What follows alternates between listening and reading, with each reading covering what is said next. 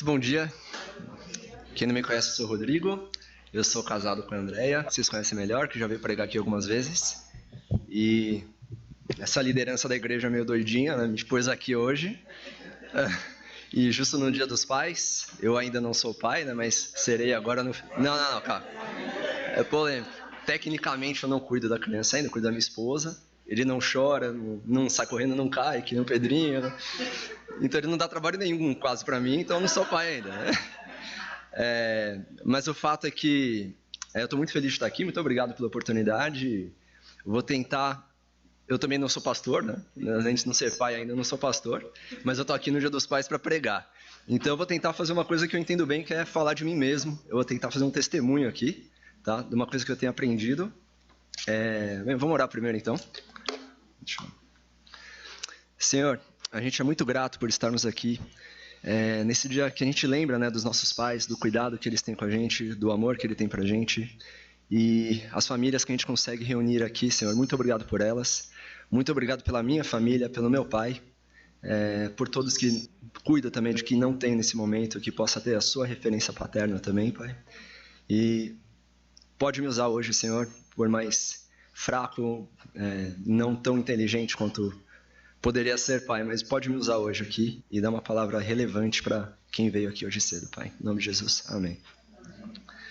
Legal. Bem, o meu testemunho é o seguinte, há quase... Sérgio, eu vou entregar o que a gente faz, tá? Nas reuniões quinzenais, ó. Pode? Tá. Eu vou abrir aqui. Há quase 2 anos, né, a gente vem fazendo reuniões de Lectio Divina na casa do Sérgio Viriato, sobre a liderança dele, né? E não sei se todo mundo está familiarizado com esse termo, mas o que a gente faz basicamente, primeiro a gente come, né, porque eu chego direto do trabalho pilhado, com um monte de coisa na cabeça, e logo em seguida a gente faz uns bons minutos de silêncio, que para mim já é um negócio que não é muito comum, não estou acostumado, é muito útil.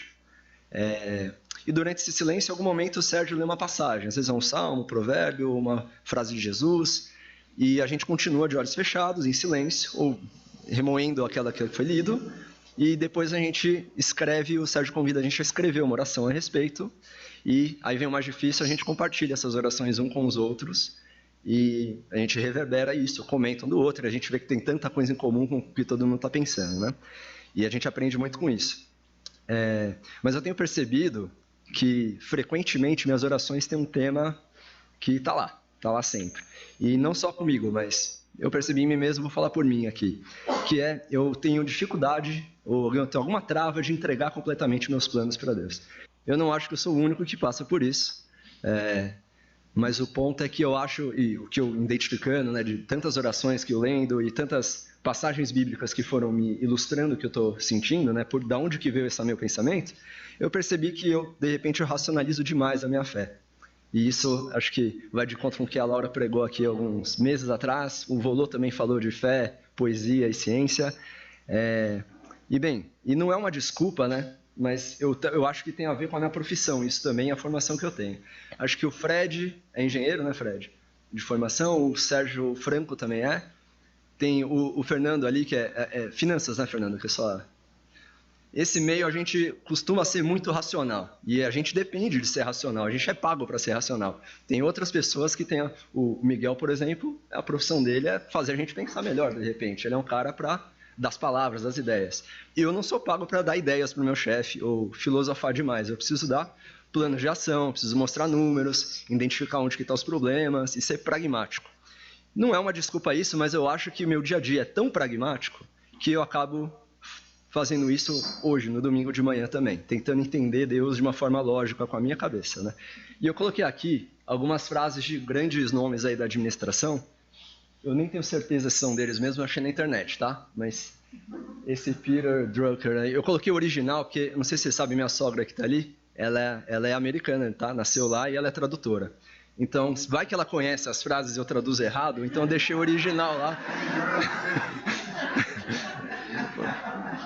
Então, mas é mais ou menos assim, essa primeira fase diz que o planejamento estratégico, ele não lida com decisões futuras, ele lida com, sei lá como traduzir essa palavra, mas as implicações futuras das nossas decisões hoje.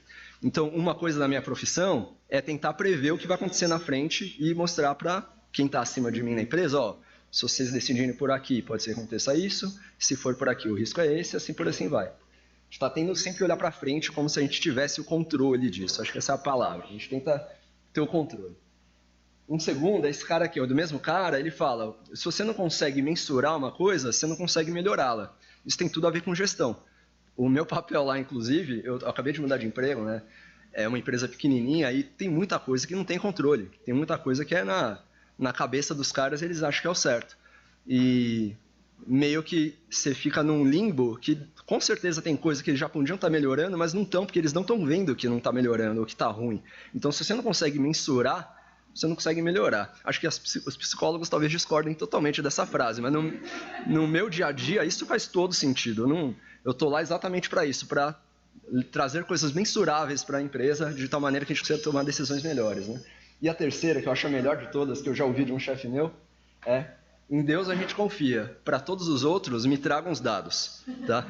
Não me vem com lero-lero, tá? O chefe falou para mim, não, mas eu acho que é por esse caminho aqui. Ele falou, não, tá bom. Aí falou essa frase para mim, cadê a base? Me mostra esses números aí.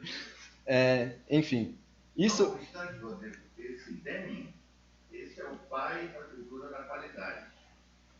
Ele que desenvolveu, não foi o japonês. Boa. E ele é americano? O que é? Americano. Aí, ponto para os Estados Unidos. Legal. Bem, isso daqui, gente, não é filosófico para a gente, é o dia a dia mesmo. Então eu estou imerso nesse mundo aqui. E aí, estou tentando justificar um pouco minha dificuldade, tá? Meia culpa aqui. Não é só culpa minha. Eu acho que eu pulei alguma coisa aqui, peraí. Tá. Por outro lado, tá. Não, eu já falei, deixa eu pular, desculpa, gente. Tá. Bem, mas agora vamos para a definição de fé, né? Lá em Hebreus, capítulo 11, eu vou ler para vocês aqui. Ora, a fé é a certeza, eu dei uma grifadinha nas coisas que eu acho importante, daquilo que esperamos e a prova do que não vemos. Pois por meio dela que os antigos receberam um bom testemunho. Pela fé entendemos que o universo foi formado pela palavra de Deus, de modo que aquilo que se vê não foi feito pelo que é visível. Eu estenderia aqui não só a nossa visão, né, que esse versículo mostrou, porque é bem claro, a gente acredita muito no que a gente vê, né? Embora nem sempre o que a gente vê seja verdade 100%. A gente também é enganado pela nossa visão, né? Cientificamente a gente vê o que a luz reflete nos objetos, a gente não vê os objetos. Já é um porém, né? Mas a gente acredita muito no que a gente vê. Mas eu estenderia para qualquer outro sentido nosso, o que a gente pode tocar, ouvir, cheirar. A gente é muito focado de entender como verdade o que nossos 5 sentidos básicos conseguem captar. A gente torna aquilo verdade. E ele já está avisando aqui, na definição bíblica de fé, não é o que a gente consegue facilmente interpretar como verdade. A fé você vai ter que pisar no escuro mesmo. A fé você não vai ter, como no meu trabalho, como meus chefes esperam de mim, preto no branco, dados para provar que vai dar certo alguma coisa. Os planos de Deus, gente, a gente entrega e a gente tem que ter fé. E aí eu estou justificando por que eu já sei que eu estou errado, eu tenho...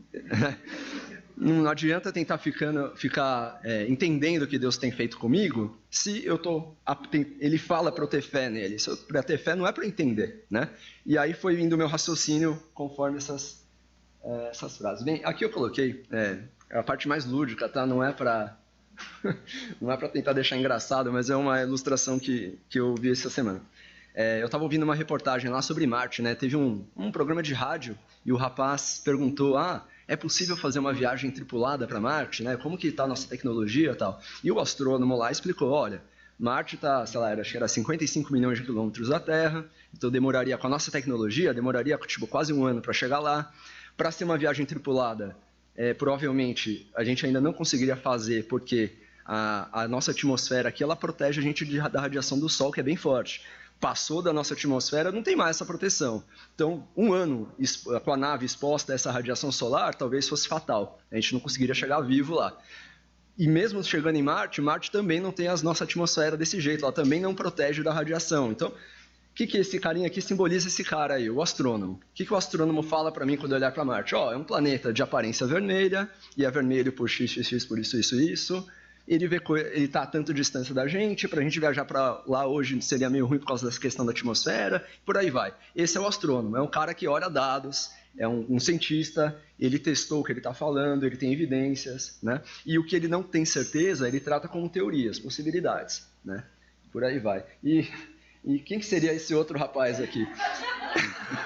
Esse cara é o astrólogo, com todo respeito a quem possa... Eu falei pro Ribeiro agora por mensagem que eu tava querendo pular esse slide, mas não... Agora já foi. Esse rapaz, eu sei que tem gente que possa acreditar, e a astrologia não é totalmente aleatória, tem toda uma lógica deles lá.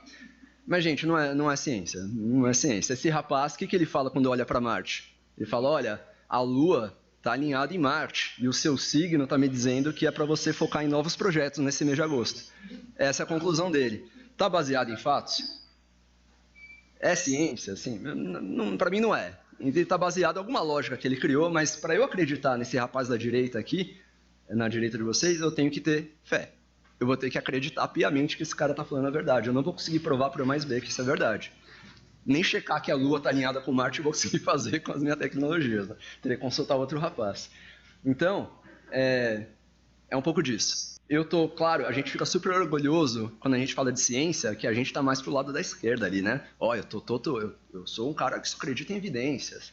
Eu não me iludo com astrologia, coisas do tipo. Mas e quando a gente fala da nossa fé? A gente tem vergonha de falar que a gente precisa de fatos, né? E é o ponto. Não querendo colocar a gente junto do Liguejá aqui, mas nesse tema a gente está mais do lado do Liguejá do que do astrônomo. A gente está pisando no escuro, certo? Difícil admitir, mas vamos nessa. Bem, tá. Deixa eu apagar um pouquinho para não ficarem focando no Walter Mercado. Eu vou falar uma história que eu vi, que eu já tinha falado a respeito, e por isso veio nesse meu pensamento para tentar entender esse meu problema. Foi a história de Gideão. Não sei quantos conhecem a história de Gideão. Ele é um cara meio esquecido na Bíblia, assim. O Velho Testamento tem histórias que, até pela nossa lógica, a gente fica tentando encaixar tudo na nossa lógica, é super difícil de entender algumas coisas. A Tati adora, eu gosto quando ela fala de Velho Testamento, que ela põe um mapa e eu já fico feliz da vida. Já estou entendendo, aconteceu ali, tá? Bem, a história de Gideão, não é meu objetivo pregar sobre Gideão, né? Mas eu quero só ilustrar o que é o ponto que eu peguei dessa história, tá? Então eu vou resumir aqui. Eu escrevi aqui um resuminho. Primeiro, Juízes está no contexto, depois de Josué, que a gente acabou de cantar, os judeus já entraram na Terra Prometida, estão vivendo lá, Josué morreu, já não tem um líder absoluto Israel, e eles estão meio lá vivendo, digamos assim, uma fase mais cômoda assim, da história de Israel. E eles, quando a gente se acomoda, a gente começa a se afastar, a gente começa a se esquecer de Deus, porque meio que a gente sente que está autônomo ali, né? A gente está tranquilão. E acontece que, periodicamente, Deus manda de propósito mesmo, ele permite que povos que viviam ali, fronteiriços aos israelitas, invadissem, oprimissem o povo, e de tal maneira que, em algum momento, o povo ia clamar a Deus novamente, e Deus ia escolher um rapaz, uma mulher, teve Débora também, escolher um líder para meio que libertar o povo e liderar essa salvação, assim como Moisés foi um cara lá atrás, né? Enfim... E Gideão é esse cara. Mas esse Gideão é um rapaz, dá a impressão de ser um rapaz jovem, assim, e ele é taxado de medroso, né? Ele tem essa fama aqui na Bíblia. Já falei do contexto, tá bom, pulou, vem pra cá. Então, o que acontece? Resumidamente, Gideão é um rapaz que é escolhido por Deus, lembre que ele é um cara medroso e talvez ele não tenha tanta fé, tá? Primeiro, aparece um anjo para ele, direto para ele, e fala, e tem algumas interpretações que falam que é o próprio Deus em forma de anjo, mas aparece um anjo para ele, a Bíblia literalmente falando isso, e ele fala, eu perdi o versículo, eu não vou entrar no versículo para não demorar muito, mas ele fala, como que é? Poderoso guerreiro, venho aqui à sua frente te chamar para liderar Israel, coisa do tipo. E Gideão já começa a contestar, mas como assim? Eu sou só o Gideão, eu não sou poderoso, ninguém não seria. E o anjo convocando ele, estou te levantando para libertar Israel da opressão dos midianitas, que era o povo que estava invadindo ali, devastando as lavouras e tudo mais. E Gideão já começa a contestar daí, né? Como é que pode eu liderar isso, né? E o segundo ponto que Gideão contesta mas se Deus está lembrando da gente, está pensando em libertar a gente, como é que pode ser Deus tentando libertar a gente se a gente está tanto tempo aqui passando, eu não lembro, você lembra quanto tempo? Acho que foi 7 anos de opressão nesse ponto, tá? Até o anjo aparecer para Gideão. E Gideão contesta que ele acha que não, Deus não lembra da gente, Deus esqueceu, ou de repente ele nem existe, porque as histórias de milagres, de grandes libertações ficaram lá no passado, né? Então essa é a primeira contestação de Gideão, ele é um cara que está tentando pô, se Deus está junto comigo, por que a gente está sofrendo? Primeira lógica dele que a gente também tem um pouco disso. Segundo ponto, bem, aí o anjo, nessa conversa, o Gideão pede uma prova, né? E então ele fala, espera aí que eu vou fazer uma oferta para você. Então ele vai lá, pega um cordeiro, pega uns pães sem fermento, não sei o quê. O anjo toca, ele coloca numa pedra, o anjo toca com um cajado e essa comida evapora lá para Deus. Então a oferta foi entregue. Para mim já é um milagre, assim, já ficaria bem assustado com uma coisa dessa acontecendo na minha frente. Para Gideão não foi suficiente. Ele continuou, e aí, parte da história, vocês leiam lá depois, não é o importante aqui, ele vai derrubar lá uma estátua de Baal que Deus pede para ele vai e tal, mas o ponto é que depois, que é mesmo? Peraí. Tá, isso, aí depois de derrubar a estátua de Baal, olha que deu branco. Deixa eu ver, tem uma cola aqui. Tá. Bem, aí ele começa a escolher o... tá. Lembrei, é o ponto principal. Eu anotei aqui. Caramba, eu sou péssimo pra contar história, gente. Me dá número aqui. Posso mostrar um gráfico, de repente? Enfim. Aí acontece uma coisa muito bizarra. Eu tenho que... Oi? Olha o que vocês fizeram. Eu tô aqui na frente agora. Peraí que eu tenho que achar. Esse aqui é demais. Eu não vou achar aqui, tá. Mas o ponto é assim. Gideão pede prova pra Deus.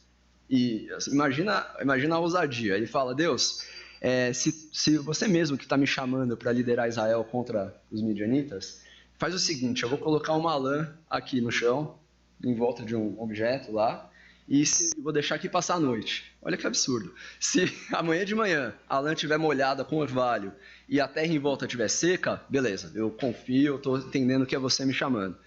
É o que acontece no dia seguinte, ele foi atendido. Incrível. Ele foi atendido. Aí não suficiente, ele fala, Senhor, não fica bravo, mas eu quero só mais uma prova. Dá para fazer o contrário agora? Olha que absurdo. O que você está falando? Olha que absurdo. Aí acontece, e ele é atendido de novo. A terra fica toda molhada e a lã seca. Bem, aí Gideão, acho que agora sujou, acho que agora eu vou ter que ir lá, né, liderar Israel. Bem, acontece que lá para frente, Deus aí escolhe... Fala para Gideão, junta todos os homens aí de Israel que a gente vai montar um exército. Aí ele junta, se não me engano, 32 mil pessoas convocadas lá. Aí Deus começa a fazer aquelas brincadeiras, né? Começa a limar o exército dele para ficar bem pequenininho. E de propósito, porque a ideia, os israelitas se esqueciam de Deus conforme eles ficavam confortáveis. Então Deus queria que Gideão liderasse e fizesse um negócio tão absurdo que eles falaram, não, foi Deus, foi Gideão que salvou a gente. Aí olha como fica. Desses 32, aí Deus fala para Gideão, fala para todo mundo que tiver com medo, lembrando do filme 300, né? Todo mundo que tiver com medo, pode ir embora, não precisa ficar aqui. Aí 10 mil vão embora, não, 22 mil vão embora, sobra 10 mil. Aí não suficiente, e isso no contexto que, assim, os midianitas, a Bíblia fala que eram incontáveis, tinham camelos que eram incontáveis como os grãos de areia, assim, devia ser uma multidão vindo aqui com arma e tudo na mão. E os caras liderados por Gideão, esse cara aqui que pede provas para Deus. E aí... Deus depois pede também para eles irem beber água, aí tem um critério meio esquisito lá que eu não entendi muito bem, né? Uns se agacham para beber água, os outros fazem um copinho assim para beber água, esse é o critério de Deus, não deu para entender muito bem por quê, mas de tal maneira que dos 10 mil sobram 300, só 300 caras virariam o exército de Gideão, aí você imagina qual que é a lógica disso, e o Gideão já com medo, né? Bem, oi? A lógica é o seguinte, para não perder tempo de se ajoelhar e pegar uma mãozinha e beber igual cachorro. A Déia falou coisa do tipo. Ou coisas mais viris, né? Cara que bebe, mas sei lá, não precisa pôr a mão, pode ser coisa do tipo. Eu lembro, essa cena eu lembro do... Eu lembro do filme 300, né? Que o Leônidas lá tá falando com...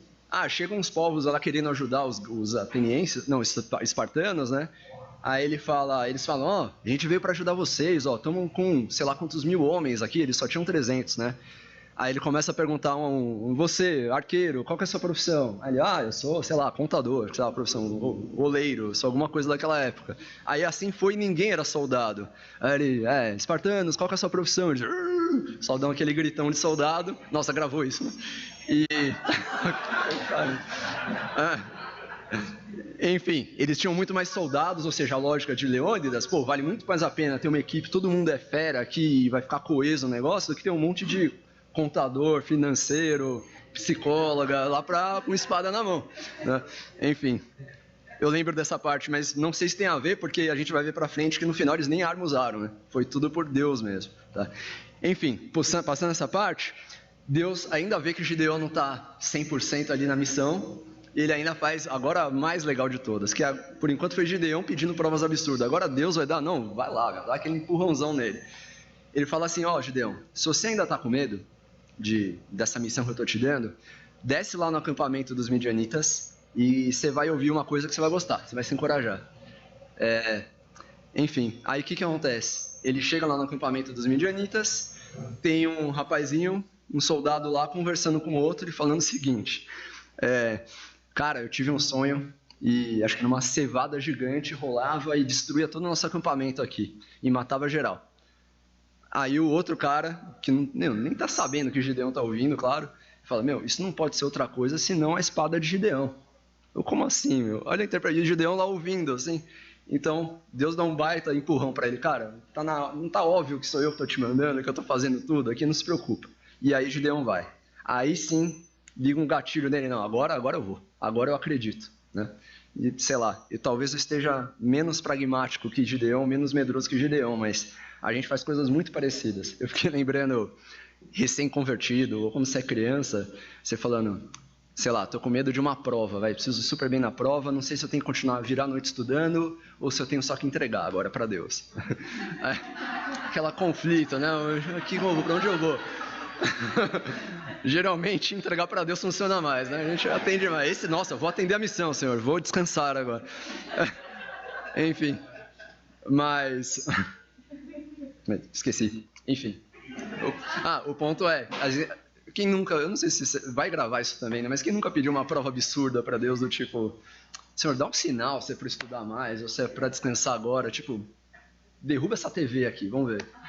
Mexe essa cadeira pra lá, sei lá, sabe coisas absurdas? O Gideão foi nesse naipe. Ano passado, né, durante a greve. Então, gente, o que eu peguei dessa história de Gideão que eu lembrei, Gideão também era um cara que precisava de prova, assim, ele queria racionalizar as coisas. Ele contestou o anjo quando falou que Deus ia ajudar eles. Não, mas como é que pode? Um Deus que ama a gente não vai deixar a gente sofrendo por 7 anos. Ele tentou racionalizar o tempo todo. Se é um Deus mesmo que consegue molhar aqui e deixar seco do outro lado, aí é provado. Aí precisou do contrário. Sempre precisa de uma prova a mais. O ponto é que a gente sempre vai querer alguma coisa para racionalizar se a gente não tiver um momento de, não, agora eu entreguei. Tá? Isso é mais fácil falando do que fazendo, mas é o que eu me identifiquei com a história de Gideão aqui. Acabamos. Bem, deixa eu ver se tinha slide para isso. Tá. Aqui, esqueçam aí.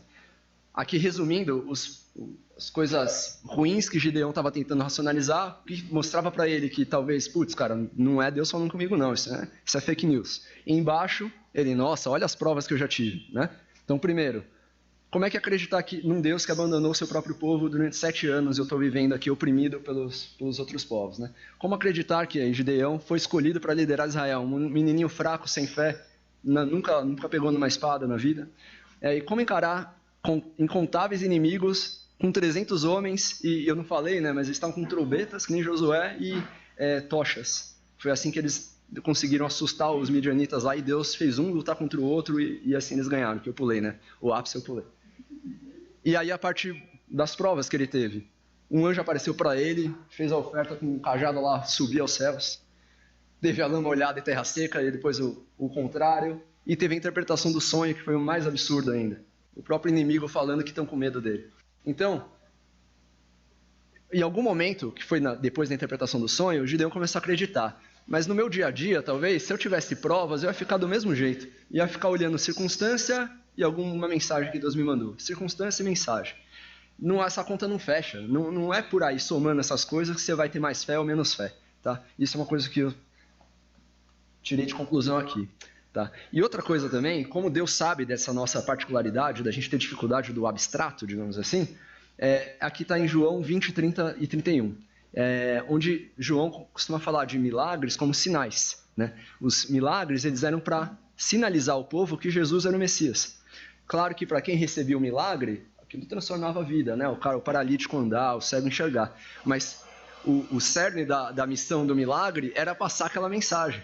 o povo estava vendo ali, o fariseu estava vendo aquilo, e os caras que usam a nossa lógica também, né? Que eles eram bem legalistas lá. Então, é para isso, é para a gente ver. Então, Jesus realizou na presença dos seus discípulos muitos sinais milagrosos, que não estão registrados nesse livro, mas foram escritos para que vocês creiam. Tá? Então, inclusive, o que está registrado lá é justamente para ajudar a gente a crer também. É mais fácil crer num Deus que realizou milagres, que curou pessoas, do que a gente tentar entregar e ver o que vai acontecer, certo? Um ponto que eu peguei aí também. Bem, opa. Aí acho que o ápice aqui, já estou quase acabando, é o que a gente já comentou bastante aqui, acho que teve alguma lecture que a gente conversou, sobre a parábola do filho pródigo. Também não preciso, vou resumir rapidinho aqui, todo mundo conhece ela, mas um pai tinha 2 filhos, estou falando de paternidade agora.